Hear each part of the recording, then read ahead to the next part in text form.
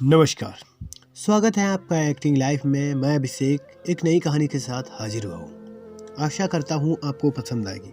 कहानी बहादुर, अमरकांत जी द्वारा लिखित। इस कहानी में आधुनिक भारत के छोटे से परिवार का परिवेश है।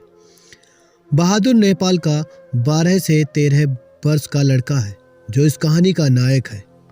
उसके पिता की युद्ध में ही मृत्यु हो चुकी थी।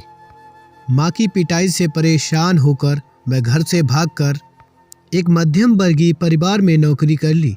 बहादुर परिश्रम से घर में काम करता था, जिसमें घर स्वामिनी निर्मला बहुत खुश रहती थी। निर्मला ने उसका नाम बहादुर रखा।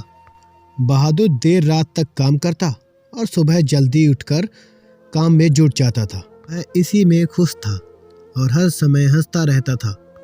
वह रात को सोते समय पहाड़ी भाषा में कोई गीत गुनगुनाता रहता था।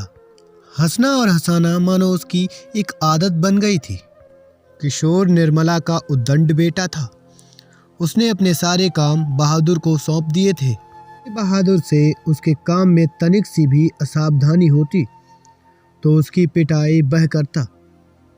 पिटकर बहादुर एक कोने में चुपचाप खड़ा हो जाता और कुछ देर के बाद पूर्ववत काम में लग जाता।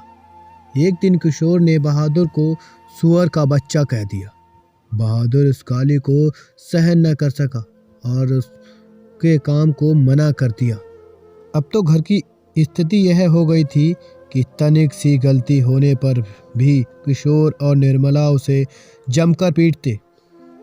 मारपीट और गालियों के कारण बहादुर से गलतियां और भूलें अधिक होने लगी। एक रविवार को निर्मला के घर रिश्तेदार अपनी पत्नी की और बच्चों के साथ निर्मला के घर आए।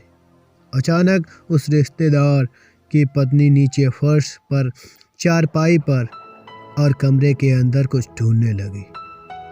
पूछने पर उसने बताया कि उसके 11 रुपए खो गए हैं जो उसने चारपाई पर निकाल कर रखे थे। इसके बाद घर के सभी लोग बहादुर पर संदेह करने लगे। बहादुर ने रुपए लेने से इनकार कर दिया।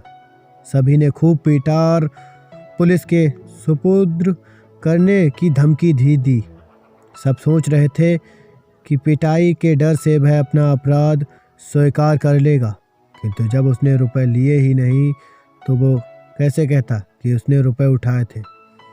उस दिन से बहादुर बड़ा खिन्न रहने लगा और एक दिन दोपहर को अपना सभी सामान छोड़कर वह घर से चला गया।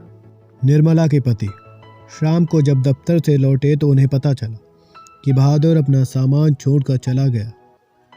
निर्मला, उनके पति और किशोर उसकी ईमानदारी पर विश्वास हो गया था। उन्होंने सोचा कि रिश्तेदारों के भी रुपए उसने नहीं चुराए थे। घर के सभी सदस्य पश्चाताप करने लगे, लेकिन अब तो बहादुर चला गया था। बस उसकी यादों में ही जी सकते थे। बहादुर निर्धन था, पर स्वाभिमान और सहनशीलता उसके अंदर कूट कूट कर भरी हुई थी।